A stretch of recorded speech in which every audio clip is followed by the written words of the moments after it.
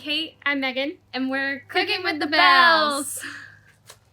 Gets better every time, I swear. Does. It really does. Alright, so for today's drink, I was thinking iced green tea. Just clean, simple. Refreshing. Just a nice, it's a summery day.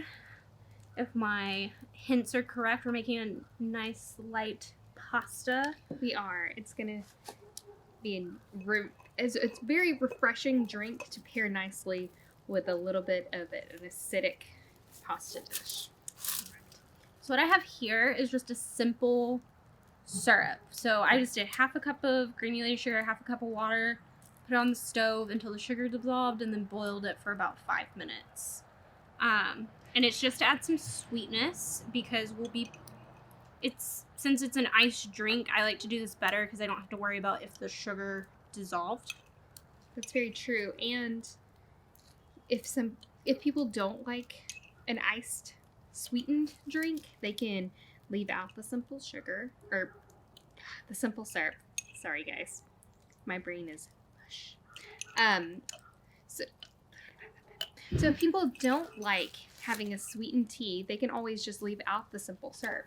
Yes, exactly. And it makes it real easy. It's like we've mentioned a lot, we like doing things per glass over batches because our family is just so all over different. The place. Yes. So in here I have 4 tablespoons of gunpowder green tea. Is the green tea that I personally use. It's here in this jar. I use loose leaf tea. If you don't have this available, if you don't want to order it, you can always just use the green tea bags you can get at your supermarket. And I would say you're going to want 4 to 5 of those. And then I have about 2.5 cups of water. You want your water around 175. So what I do is I'll put my kettle on to boil, and then once it clicks off at a rolling boil, I wait 5 minutes. And that gets you roughly at the right temperature. If you put too hot of water on your green tea, it's kind of what causes those bitter taste in it. And then since I did loose leaf, I'm just gonna plunge down.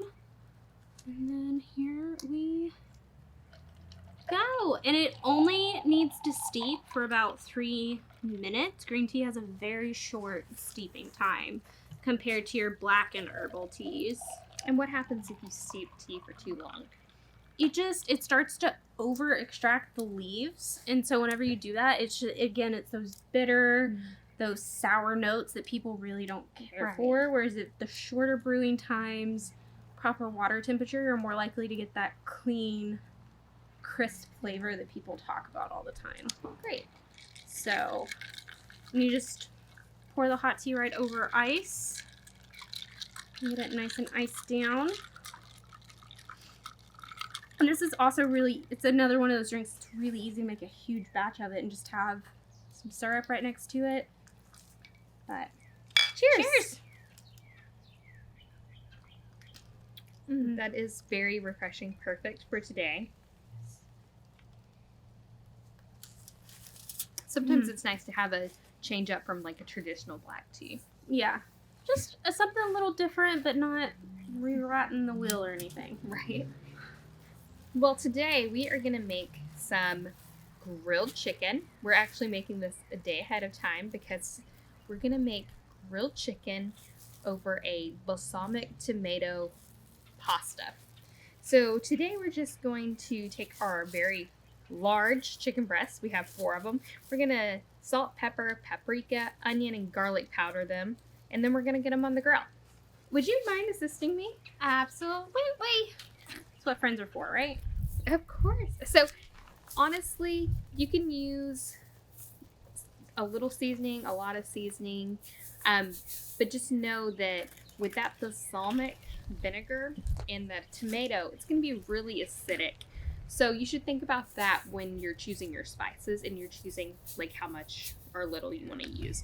We're going to use a generous amount here because we want those flavors to still stand out even against the acidicness of that vinegar. Yeah. And we're just using some basic seasonings. We're not trying to outshine the balsamic vinegar, the tomato. We just want them to pair nicely. Yeah. And if you've ever watched us before, you'll know this is kind of like our tried and true seasonings of onion powder, garlic powder, paprika, salt, and pepper. And as always, we'll have... Helps if I try to open the right side. No. Got it. Our recipes will be linked below, so you can get exact amounts there. But as you can see, we're just kind of doing a generous sprinkling on top. And honestly, it's your personal preference. As we always say, if you've ever watched us before, with seasonings and spices, it's really always left up to you guys because, everybody has their own personal preference on how heavily spiced they like their food. Yeah. We don't like too bland of food, so we always are pretty generous with spices. Okay, so we're gonna get these over here and on the grill. Would you mind taking this sheet over for me? And since I have the glove to handle the raw meat, we're just gonna put them on, and we have an indirect fire going here, so we are putting them off to the side while our coals are on one side. So I'm just gonna lay them directly onto our grill. And we have our coals set up this way mostly because they are so thick that if we had them directly over the fire, our outer layer would be burnt charcoal by the time the actual chicken was done. Yes, but we are going to keep a very close eye on them because we don't want them to get overcooked. Yes. And so we're just going to watch the grill. We're going to get these cooked up, and then we'll show you how we make our grilled chicken balsamic tomato pasta. Well, we grilled our chicken yesterday, and we are back first thing this morning making our balsamic tomato sauce for our pasta. I'm very excited for this. I am tired because everyone's getting here about noon, so we've definitely been up for a while getting the outdoor area ready. We were up late last night too. So. Yeah, decorations. Hey, at least we had that green tea yesterday to kind of energize us, though. Yes, absolutely. And there's still some in the fridge for us to get some swigs of later. So I am starting off with 2 Roma tomatoes that I'm just going to dice up real quick. I'm going to leave the skins on. It's going to be a little chunky sauce. Now, is this something... We cooked our chicken yesterday just so today would be a little easier on us. Yes. Would you say someone could grill their chicken while they're making the sauce and their pasta? Oh, for sure. Like, you can even pan-sear the chicken. You don't have to grill it, but I think it adds something special. The charcoal, smoke flavor you get from the grill. Yeah, and that just complements the balsamic acidity as well, I feel like. So I would definitely recommend grilling your chicken, but you don't have to. You can pan-sear it if it's a weeknight and you don't want to deal with the grill. But you can definitely make your sauce up while your chicken is grilling or smoking or however you choose to make your chicken. And I would for sure make the pasta and the sauce the same day, but like us, you can make your chicken in advance, and it would be just fine to sit overnight in the fridge and then reheat the next day. And we have some cooked spaghetti that I'm going to steal a piece of right now. Do you have to use spaghetti, or can you use any pasta that you want? Use any pasta. I prefer a thicker linguine when I'm using a creamy Alfredo sauce or something that really needs to stick to the pasta, but you can use a thin spaghetti, angel hair. I mean, if you like a heavy pasta taste with a thicker sauce, I mean, you can use a linguine, you can use a bow tie or a ziti if you want that kind of pasta that's not spaghetti-like. I don't know the correct word for that, but I mean, you don't even have to eat it over pasta. You could eat it just by itself with a side salad or some roasted broccoli and asparagus. Yeah, that sounds for really sure. good to me today. Especially if you already have the grill out and you're making chicken, you could definitely throw some roasted veggies on there as well and eat that with it. Because we're making this for a special birthday, thought the pasta would add a little touch of something. Little pizzazz. Exactly.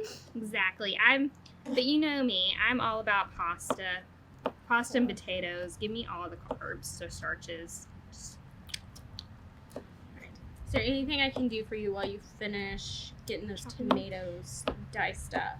Yeah, actually, if you would melt my tablespoon of butter for me into that pan.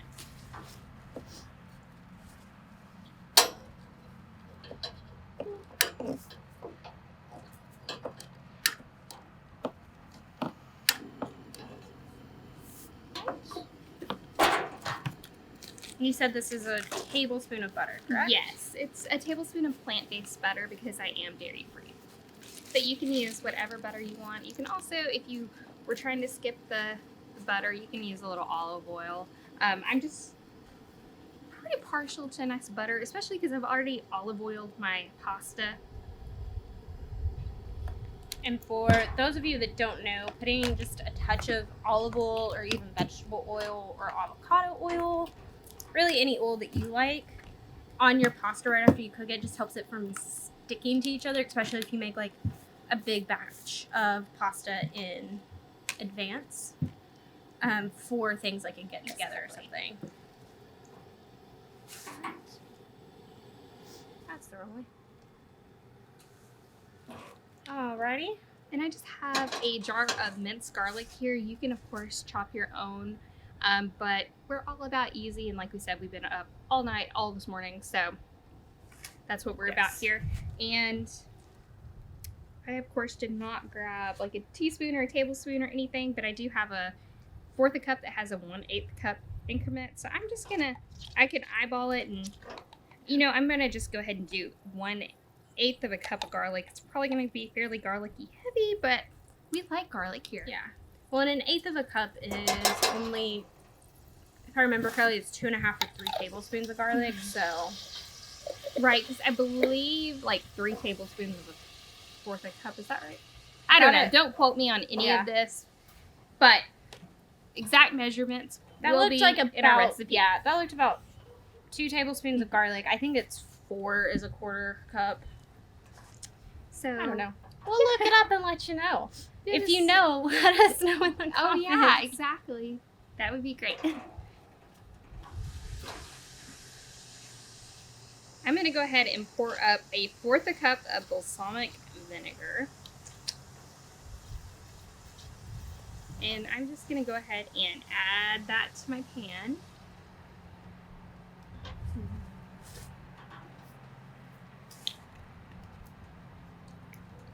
I'm going to let that heat up with our garlic for a few minutes. And on our camp stove, I'm playing between medium low and medium heat roughly. So if you're in your kitchen on your home stove, medium heat would probably serve you really well. We're just gonna get it nice and hot. That way, it can almost be at that point where it's starting to reduce. Mm-hmm. We want it to thicken a little bit. Mm-hmm.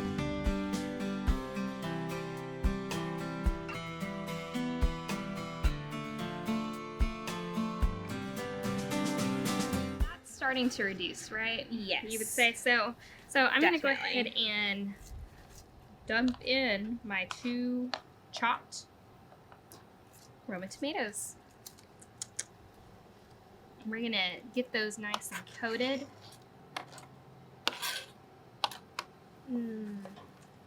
This looks so good. It smells so good. And I'm going to add in about a teaspoon of sugar, just because it's going to help cut down on a little bit of that acidicness the vinegar and the tomatoes have. So it won't be as overwhelming. That's about a teaspoon. And while she's getting that incorporated, I'm going to add a teaspoon of Italian seasoning. I love Italian seasoning. Me too. It's just a great blend. If you don't have any Italian seasoning, just some oregano, thyme, rosemary, basil, sage. You can play around with those different seasonings. Do you think a herb de Provence seasoning would be really good too? I feel like it would be. I personally, in my opinion, I think so. But even if you don't want to add any seasoning, you don't have to, because the vinegar and the tomatoes and everything is just going to really shine. I'm going to add in about a teaspoon of onion powder. You can, of course, use a diced onion and caramelize it in your pan before you add the tomato and vinegar if you want it, or you could even use like some shallots or something like that. But for the purpose of here today, easy peasy. We're just using onion powder. I'm gonna add a little pepper, not much, maybe a half a teaspoon, because we like pepper. You don't have to do it. Up to you. And a smidget of salt, but I don't want it to be overly salty, so I'm not going to do that much, probably a fourth a teaspoon. And we're just going to keep giving those a good stir while she's doing that. I'm going to take one of our chicken breasts that we made last night, and I'm just going to give it a nice cut.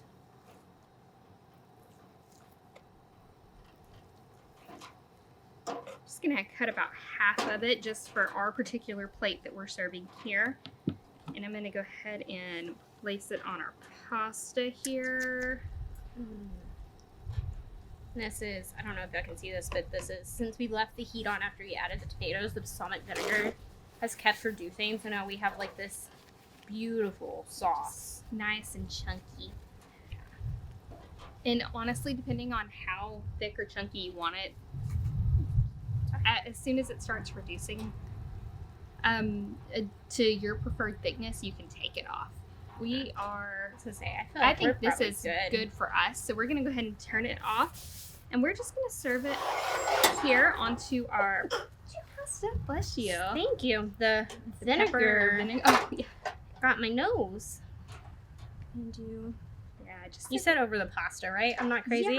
Yeah, and you can even drip a little over the chicken too if you want. I mean, You can be fairly generous with it, as long as, I know you're a fan of balsamic vinegar. So when we're serving our family, we will probably let them plate it themselves, because some people are going to be about the balsamic vinegar and tomatoes. Others are going to be a little bit shyer probably with it. So we'll just let them do their thing. And we did not bring any forks. All right, you ready to dig in and try this? Yes, I'm so ready. Let's do it. Pasta here. I'm a mixer myself.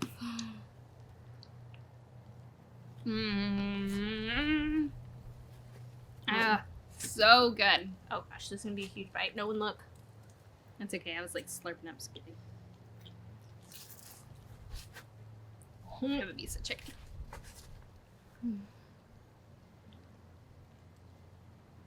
Mm-hmm. Do you love it? I'm doing. Mm-hmm. That is. It's like you can still taste the like balsamic vinegar, but because we've kind of reduced it in the stove, it's a little sweeter. It's not that harsh vinegar acidic hit, and the tomatoes have just started to blister on the skins, which we left on. Could literally sit here and eat the rest of this whole plate. Mm-hmm. And it's not just because I'm hungry.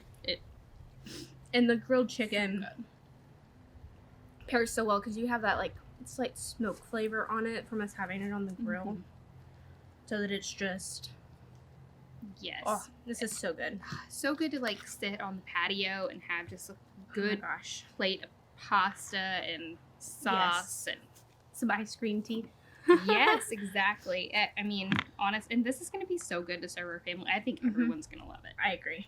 They're going to, especially Mom. She's going to head over heels for it. But that being said, we do have a patio to get decorated before everyone shows up in about an hour. Yeah, and a plate of pasta we need to finish, obviously. So, like always, if you liked this video, if you maybe learned something, we're trying, or if you just had a good laugh and enjoyed watching, if you wouldn't mind hitting the like button that's down below, it's super helpful for us. And if you want to see more from us, please consider hitting the subscribe button down below as well.